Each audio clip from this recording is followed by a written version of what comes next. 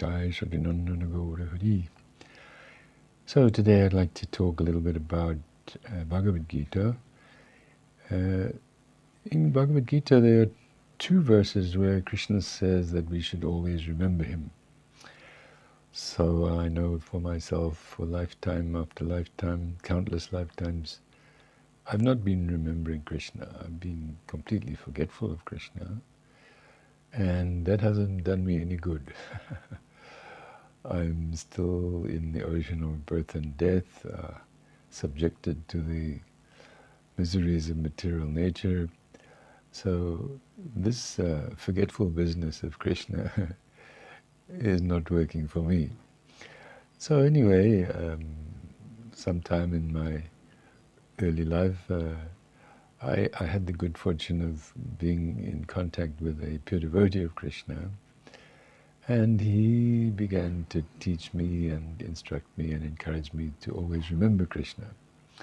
So this is the choice we have. We can either continue to forget Krishna, and the result of that is guaranteed. We will be back in the samsara, the cycle of birth and death, again and again. No doubt about that. The alternative, the positive alternative, as my Guruji says, is to always remember Krishna, to surrender to Krishna, to engage in his devotional service. So I'd just like to read the two verses that come to mind regarding remembering Krishna. In the 9th chapter, verse 34, Krishna says, Manmana bhava mad bhakto madhyaji mam namaskuru mam evaishasi yuktvevam atmanam mat parayanaha. Engage your mind always in thinking of me, offer obeisances and worship me, being completely absorbed in me, surely you will come to me. So Krishna says, engage your mind always in thinking of me. So this is a very simple but very powerful instruction. In material life, our minds are so much agitated, thinking about different problems, making plans to try and enjoy, and so on.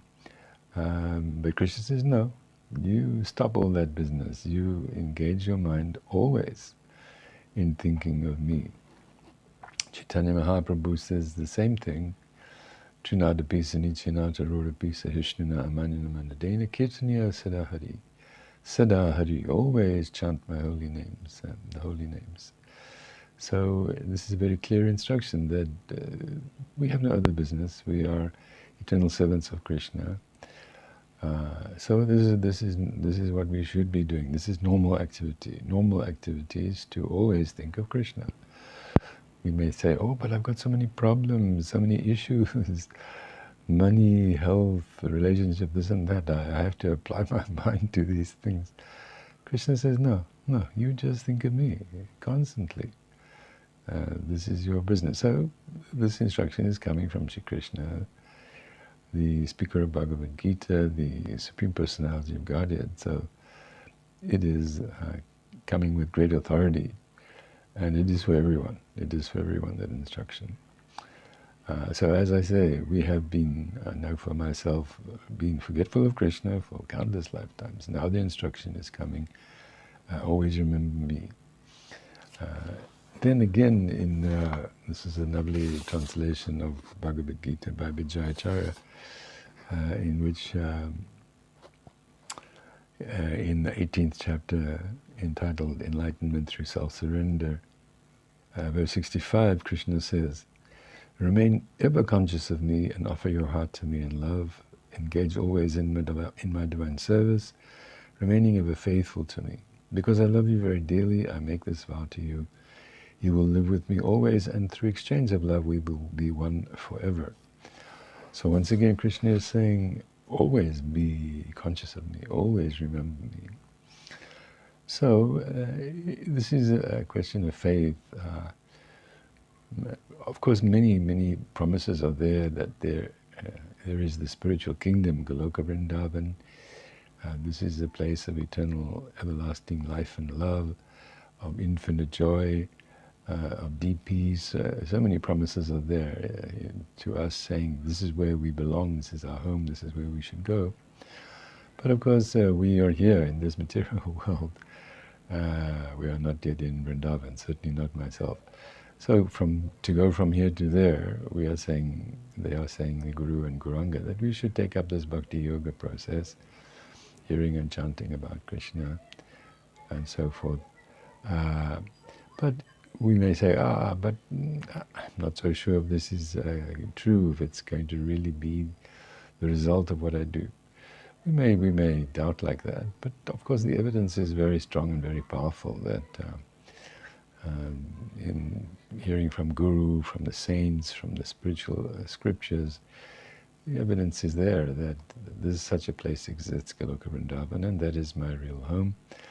But even in our present situation, taking up the path of bhakti yoga, especially this hearing and chanting the holy names, personally I find beneficial, just in terms of keeping one more peaceful, more, how can you say, self-controlled. Just like George Harrison, I was just watching a music video of his called Be Here Now. So this is the thing, that verse in Bhagavad-gita, Brahmabhuta prasannatma na shochati na kankshati samasaveshu bhuteshu madbhaktim labhate param. Krishna says, 18th chapter, having realized one's identity in relationship to the Supreme Truth, one naturally becomes fully self-satisfied and blissful, never hankering for anything, never grieving for anything. One begins to see all living beings with love, and in this way one gradually attains the platform of unalloyed pure devotional love for me. So it's interesting that they talk about na shochati, na kankshati.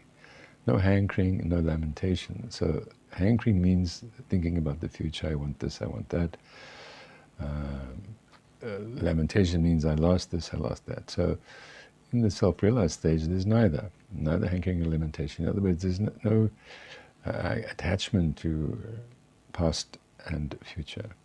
Only being absorbed in the present, the be here now.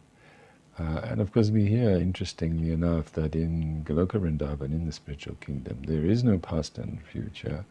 There's only the eternal present. So I have no direct experience of what that means. But even here in this material world, if we are worrying about the future, if we are sad about the past, we cannot be happy, impossible.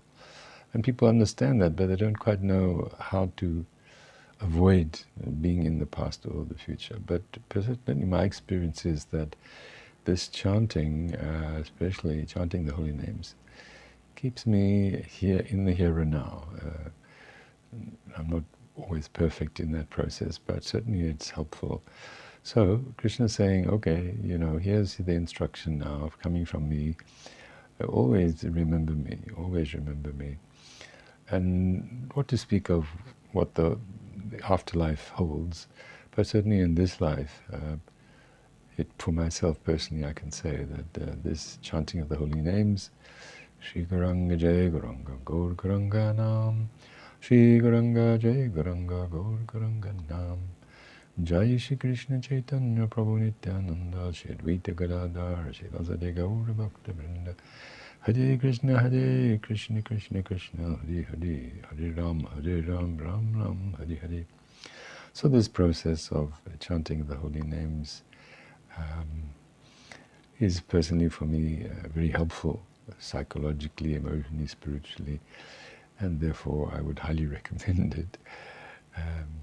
And this, of course, especially in this age of Kali, it's very clearly said in the Shastra and Scripture that there is no other way. There is no other way of self-realization and God-realization. So wishing everyone deep peace and transcendental bliss. Haribol, Haribol, Haribol.